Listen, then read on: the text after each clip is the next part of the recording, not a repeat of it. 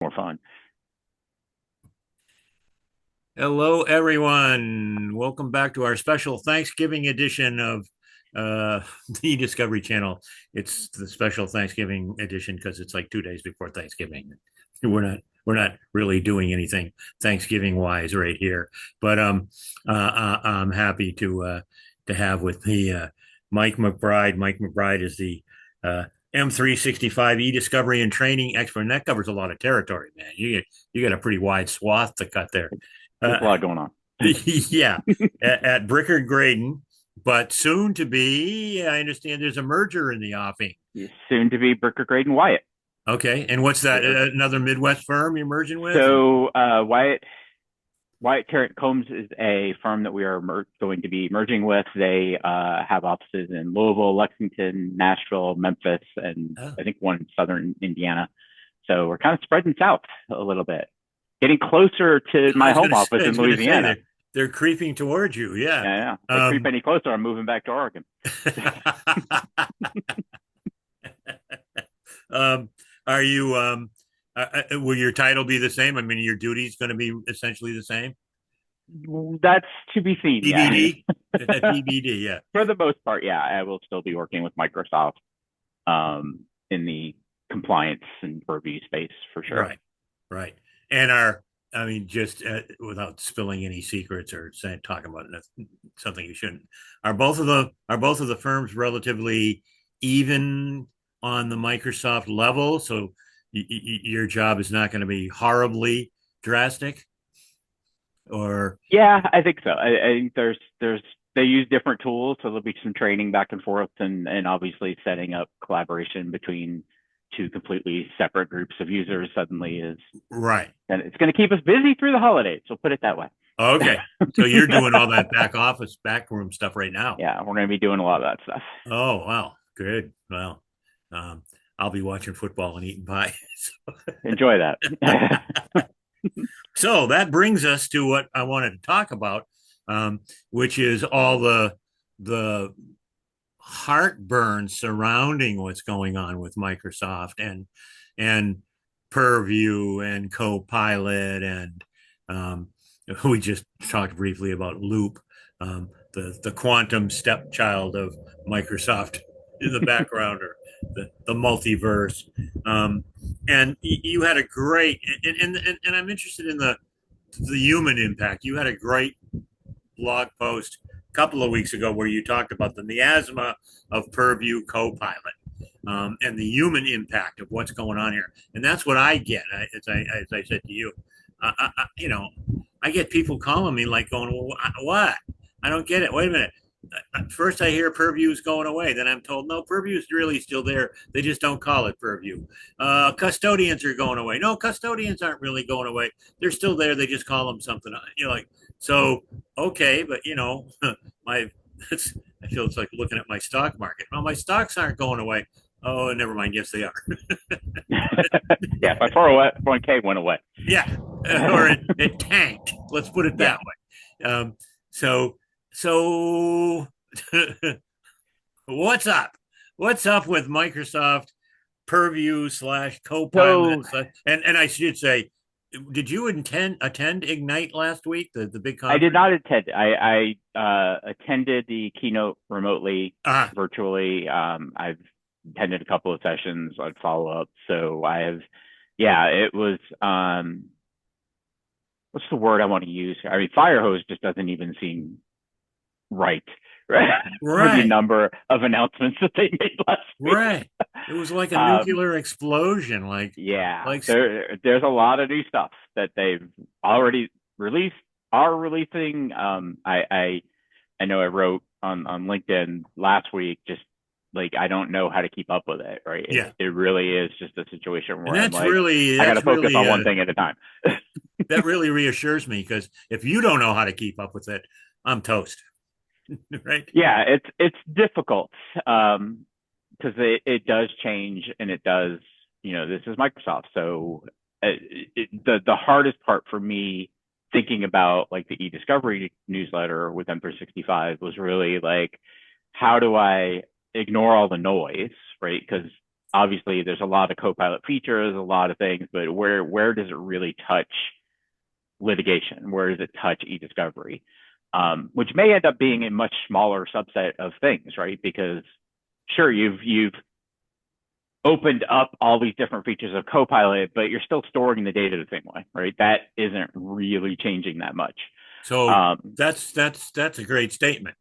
I mean, people should be secure that in their perspective of this, that storage of things has not really changed. It sounds like there may be some labeling changes or some. Yeah, there's some details you want to be aware of, some changes they've made. I mean, I know we were talking about Loop earlier. Like one of the changes that they've recently made is that when you create files, when you create a page in your Copilot chat, it used to be a .loop file and now it's a .page file. So if you're searching for .loop files now, you might want to think about adding another file extension to that search, right? But do I get a hero link for that? I love that little thing. What's a hero link? Oh, never mind. I don't want to. Yeah, never mind. That's a whole other thing. No, I withdraw we're not talking the question about linked attachments, Tom. We're over that one. Yeah.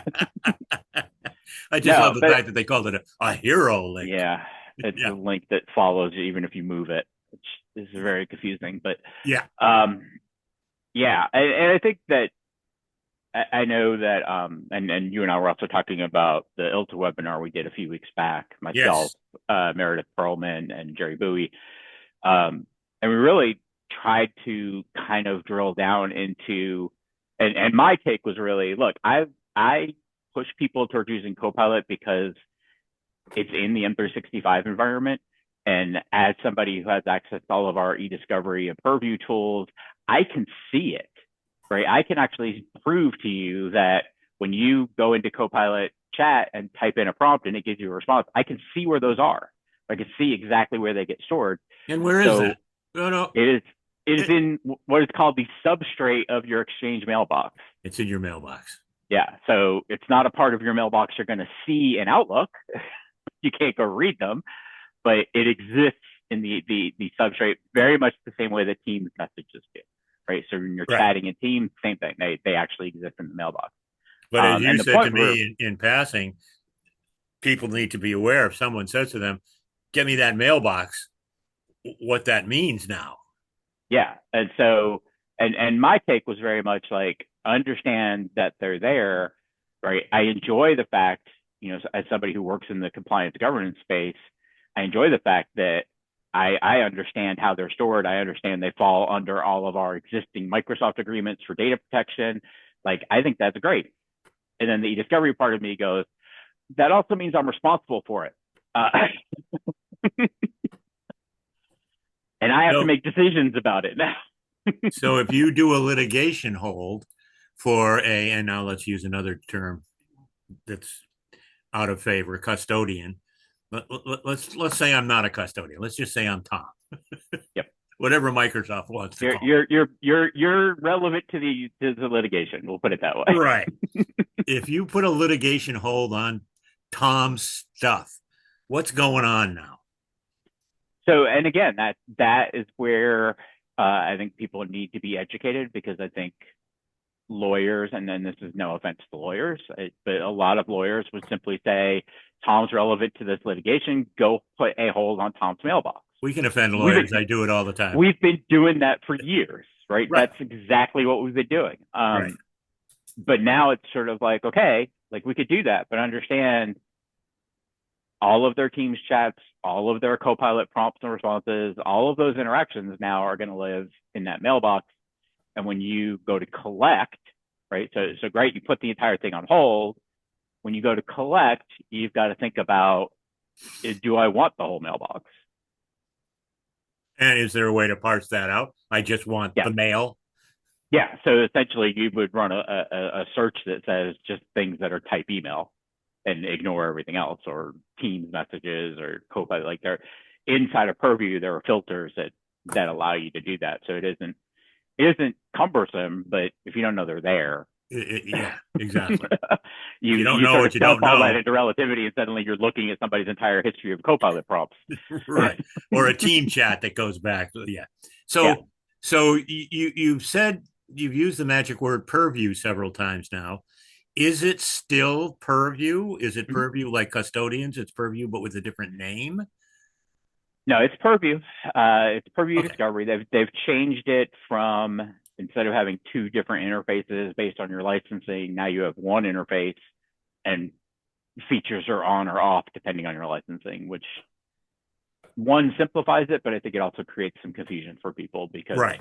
obviously the Right. interface changed and things are different and how you run searches are different and everything's different, right? Everything looks different. So and here's where a lot of the confusion comes in. So for somebody like you, that's probably irritating but not debilitating. For a casual user or a small law firm, um, it could be almost debilitating in the sense of, once again, I don't know what's going on here. Is there a place they can go to get info on that? Um, I would say that if you have access to the Microsoft Message Center inside of your tenant, that's the place you want to follow. Microsoft is usually, not always, usually pretty good at announcing things That's that are that's coming. quite a disclaimer. You said it 3 times. Usually, I Yeah, mean usually. No, I usually. really mean usually. Yes, usually very good, but sometimes things happen. They are pretty good at sort of announcing what's coming out and what's changing. Now, the Message Center covers the entire M365 environment, so filter accordingly. Yeah. But if I went in there and did a filter for Purview, I'd Yeah, have um, some good resources on what's changed or what's different. yeah. I mean, it's that's the whole thing is, again, from the human perspective, um, training. People. This came up in a different world, but I know at the Georgetown EDiscovery Institute this week there was a session about training and education, and people were talking about it as something that I forget who said it, but somebody said, I was surprised to go into the basics of AI session and it was packed. Well, shouldn't be surprised. Nobody trained you on it. No. Law schools, the light's just going on. There's maybe half a dozen law schools that are taking a look at it now. But yeah, it's really disconcerting that there aren't better training resources. And I understand Microsoft doesn't want to be in the training business. Um, and I don't know if they slough that off to some of their channel. I'm not seeing that, but again, their focus may be more on the high end. You said something in one of your columns about, I'm not sure all of this is going to work for a firm of my size. Um, Mm-hmm. and if you're a firm of 10, I can guarantee it's not going to work for you. Yeah, and I think that you're right. Microsoft tends to, I don't want to say slough off because I think it's more of it's not, training is not their business model. Right. They would much rather have partners do their training and sort of offshoot that than hire trainers and do all that. They're like, they struggle enough just to keep documentation up to date, right? Yeah. Um, Yeah. so I think they are happy to do that. And I think there are, depending on which tool you're talking about, right? So there are some companies out there who do tremendous training around data security and confidentiality and various other tools. The EDiscovery one, there, and again, I used to do this at a vendor. Right? I used to do EDiscovery training on M365, so I know it exists and I know it's good, but sometimes it can be really hard to find. Yeah. And Because that's again, that's of course that's my focus is e-discovery, and that's where I get the complaints from is you're absolutely right. If it's an issue of security or confidentiality or um, you know name half a dozen others, great. E-discovery is something they've never. I won't say they're uncomfortable with it. It's just not. It's not a big business. It's not. no, and that's really the thing. Right? Even the vendors who do the discovery training, there's not a lot of money in it. No, it's not a even high. even It's not a even with high the ticket. large, yeah, even with the large corporate clients, we were training like two people. Yeah, yeah, yeah. And so yeah, that's problematic.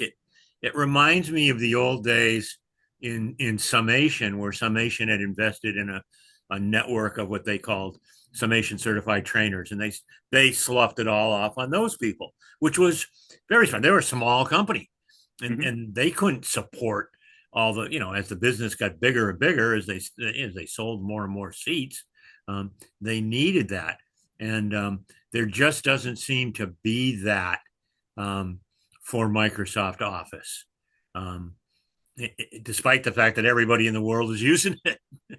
Yeah, and like you said, I think the e-discovery market and M365 is still pretty small in Yeah, terms of there's not a lot of people doing it.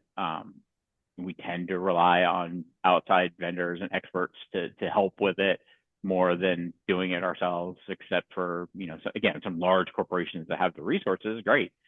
But most places just don't have those resources. So they're kind of dependent on outside folks to do it. Um, there are some people out there writing about e-discovery. Greg Buckles, you've had Greg on. He talks about e-discovery and M365. There's a couple of folks who work at Microsoft, Ryan John Murphy and Heather Ekman, who do a podcast about Heather, e-discovery. yeah, And yeah. yeah, so there's some stuff out there. It's just a little harder to find. Yeah, and I understand it. I totally get it. I mean, I get why. Yeah, it's. I remember years ago when we lived in Seattle. I forget, it was one of the early Microsoft millionaires, and he was in like Far East sales or something, and he took his money and opened a golf course, and we were having a discussion about it, and he goes, "Look," he said, "legal." And he said, what, you got a million lawyers in the country. 30% of them don't practice law. They're Tony LaRusso managing a baseball team. They're actors. They're, whatever. He said, I can sell more to one division of Toyota than if I try to get two lawyers, and it's not fragmented. Yeah. You know, I don't have to deal with the AmLaw 100 or even the AmLaw 50. I deal with Toyota. So yeah, I get it. I get why. So if you're advising people, what would your advice be to people right now who are looking for, and don't say dental school.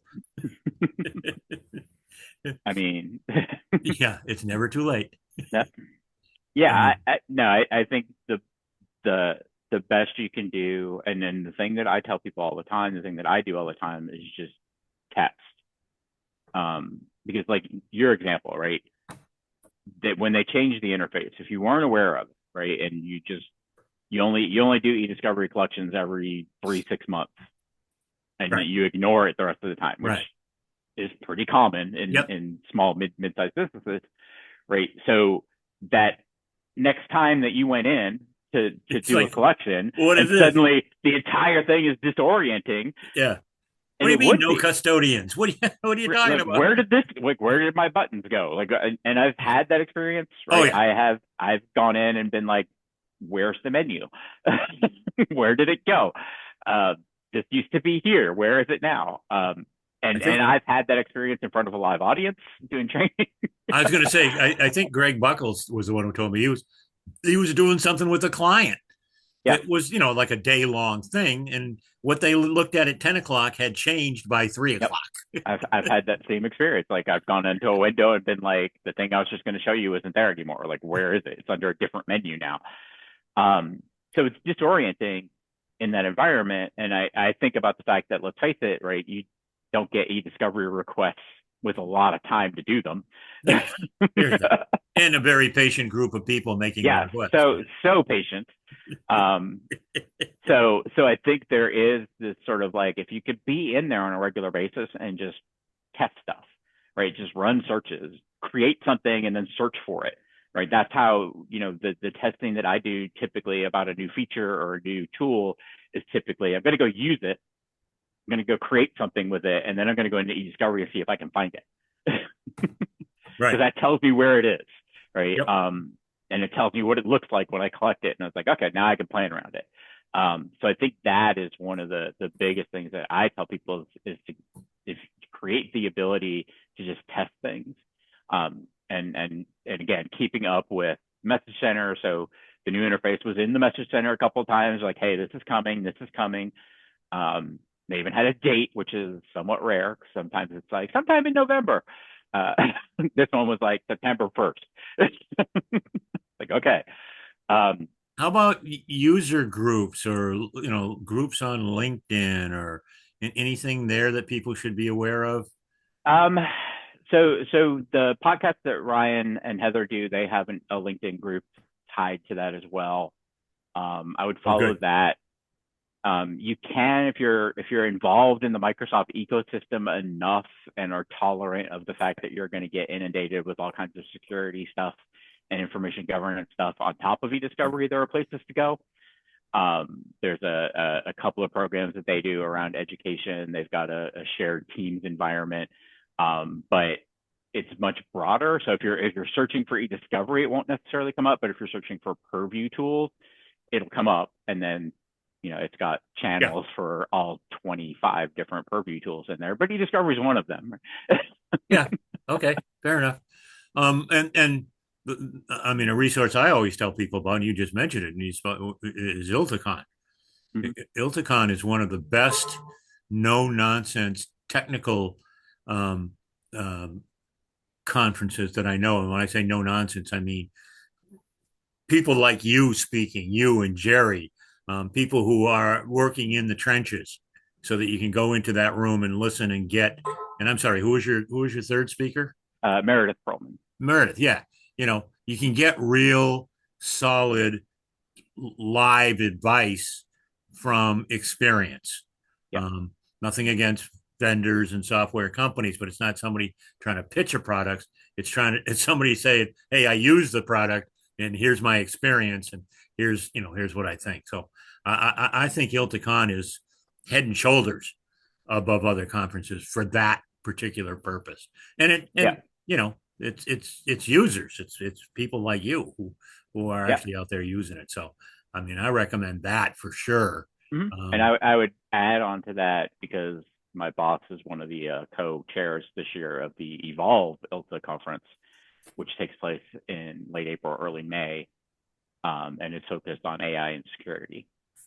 So I was there's going an to say that's entire what. track. There's an entire 3-day track of AI, and Yeah, I'm one of the coordinators because my boss is co-chair. right. So talk a little bit about AI just briefly, if you would. I mean, Mhm. when we're talking about Purview, but now it's the Purview slash CoPilot miasma. I mean, we're not even talking about progression into something, right? It's there, it's done. It's like the Soviet invasion of Ukraine, right? Yeah, it very much is, right. And that shouldn't have surprised me, but somehow it did. Somehow this week or last week when they did all of those announcements, just the almost.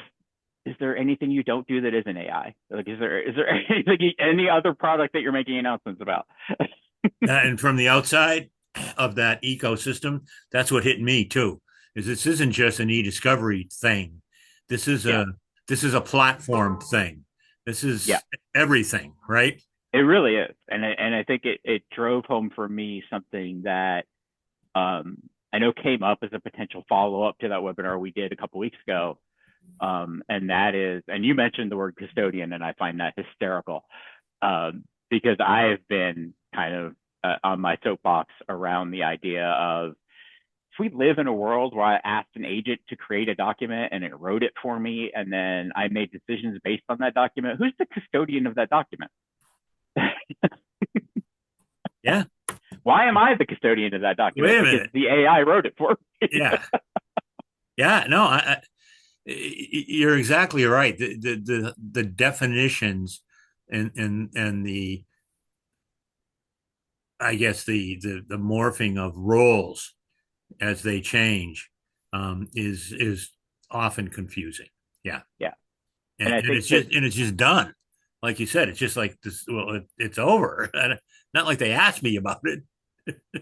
yeah, it's just there. Like, hey, here you go. Here are your new tools. But yeah, I think there's a bit of a reckoning sort of sitting out there on the horizon in legal when it comes to that kind of thing. I think the other thing that I've only recently seen a couple of lawyers I know kind of leaving comments on LinkedIn posts that are like, Oh, I hadn't thought about that. Where they are seeing in some litigation, especially around depositions, where people are saying, how did you come to that decision? And suddenly that chat with Copilot is relevant. Yeah. Because that's how I came to that decision. Yeah. Yeah.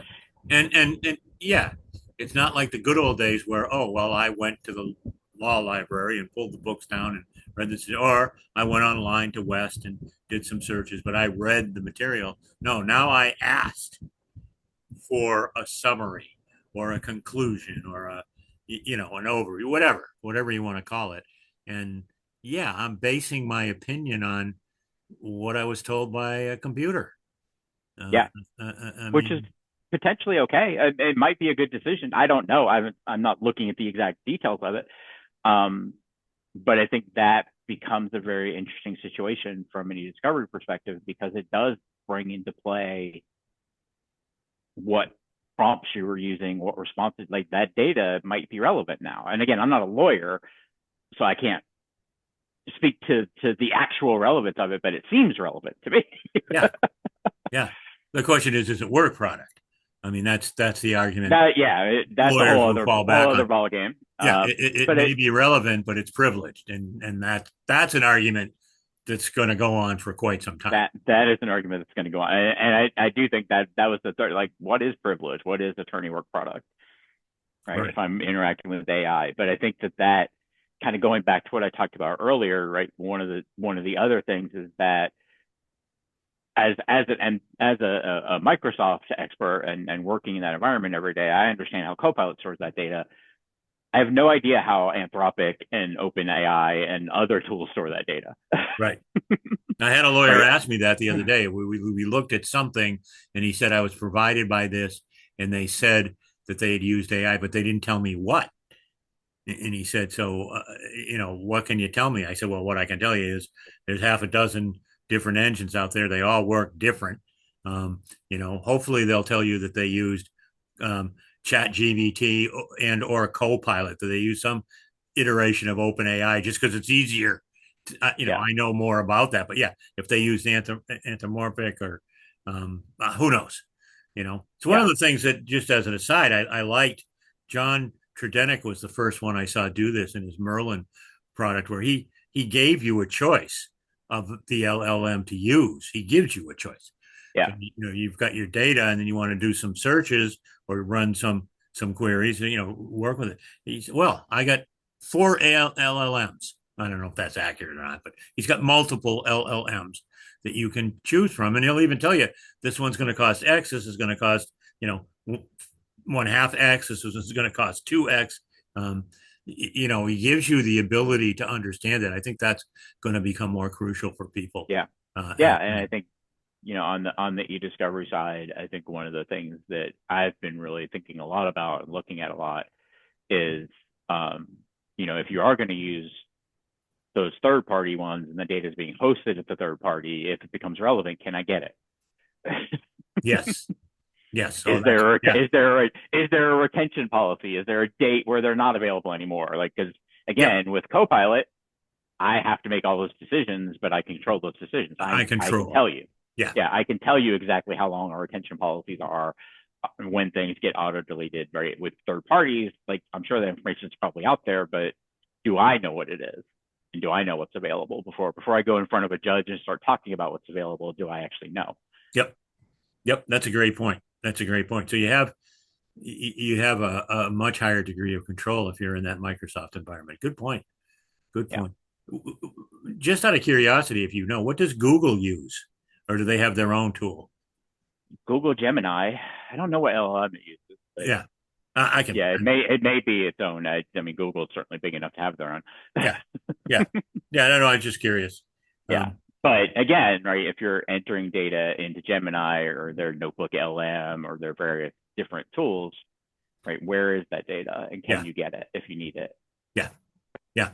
No, everybody's been talking about Microsoft just because they've been in the forefront of things, but um, there are a significant amount of firms who use Google and Yeah. Google tools. I don't know about in the corporate environment so much.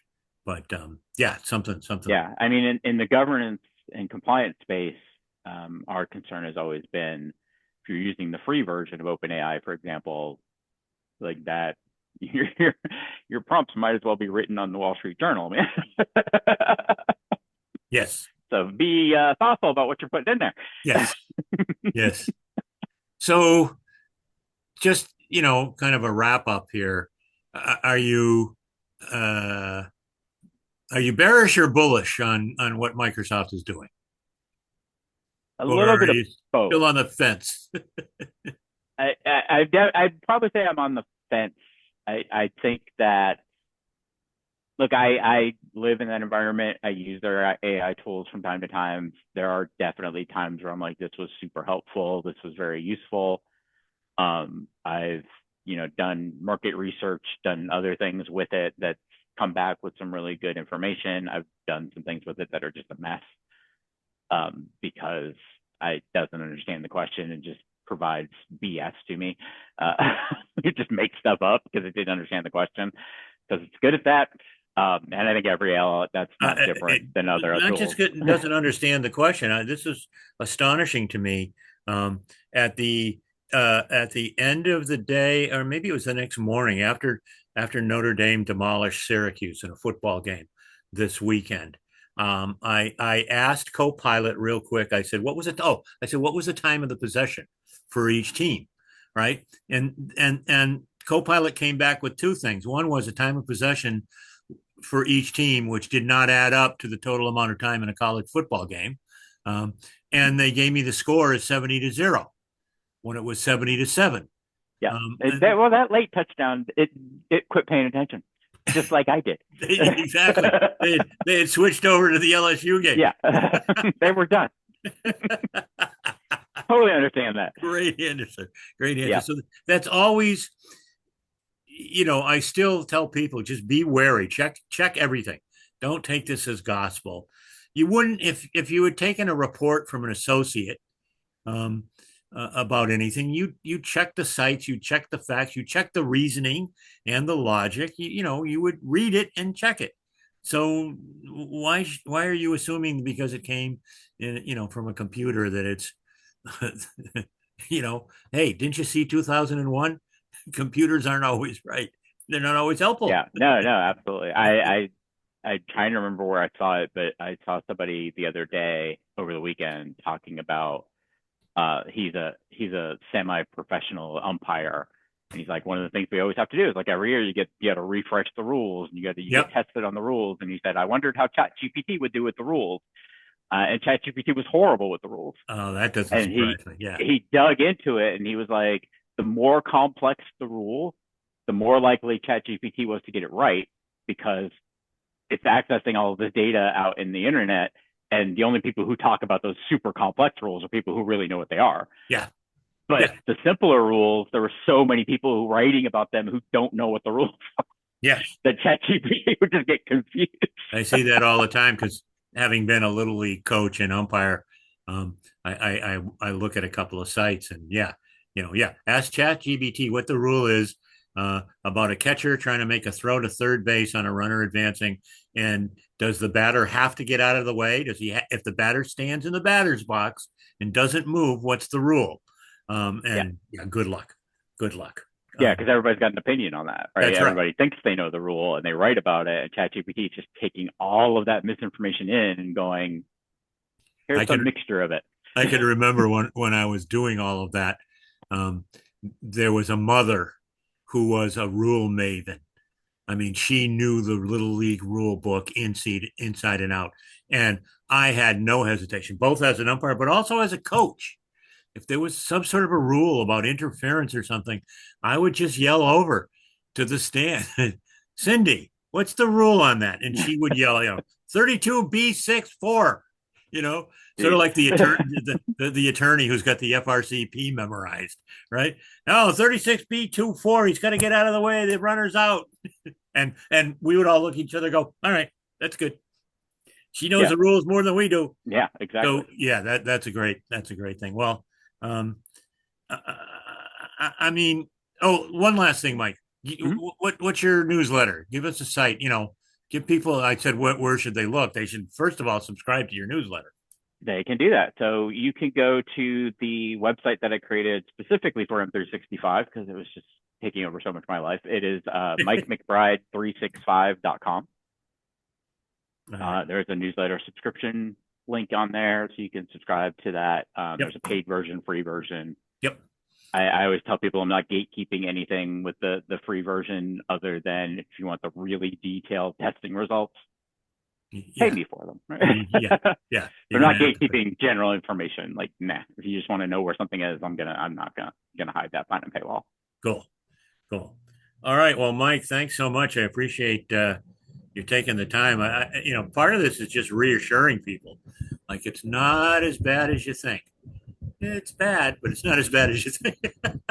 And the thing that I've been falling back to the last few weeks is really with everything Microsoft related and obviously our firm's going through a merger at the same time. So the amount of overwhelm is a bit much, is that you don't have to know it all, right? There are resources. We should be building community and talking about these things online so that one person does not have to test every single thing. Oh, no. And learn about every single thing. I don't think that's realistic in Microsoft's world. Yeah. I don't think they expect it. I don't think, it's not realistic. I know that there are things I'm responsible for in Purview, and there are things that I have no idea about, and I'm okay with that. Cool. Like, I don't need to know that. All right. Well, Mike, always a pleasure talking with you. I don't know if we'll see each other any place in the next. You get to conferences at all? I've really cut back on my conference life. I try to get to ILTACon. I will be at the ILTA Evolve conference. Oh, ILTA Evolve. When's that? Tell us when that is. So that is April 30th through May 2nd, I believe, in Denver. And like I said, it is a conference it used to be sort of, I think it was LegalSec was what they used to call it, but it is solely dedicated to cybersecurity and AI. So there's going to be a lot of really technical discussions at that one. Yeah. Yeah. There may not be an AI prompting 101 session at that one anymore. It's just been around a couple of years, but I won't be there. Yeah, I highly suspect we will have some conversations around EDiscovery and AI and how we handle that information and like we talked about, like what does a custodian even mean at this point? Yeah. Well, I'll definitely follow up with you after that to see what's happened. That's far enough out that there should be some interesting conversations. But yeah, I think in the meantime, have a great Thanksgiving. Have a great merger. And thanks. Yeah, we are excited about the merger. It's going to be. Oh yeah. No, it's great. I'll thanks again for the time. I appreciate you taking the time to speak with us. You have a good holiday as well. All right. Thanks, Mike.